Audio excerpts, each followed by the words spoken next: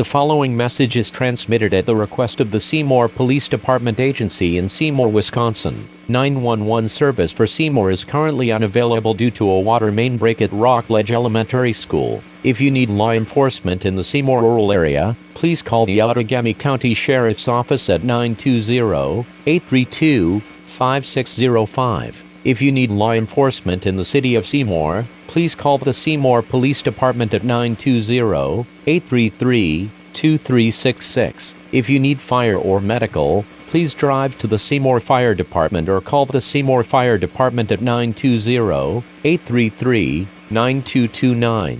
As of the water main break incident, 911 service will not be available for Seymour until further notice.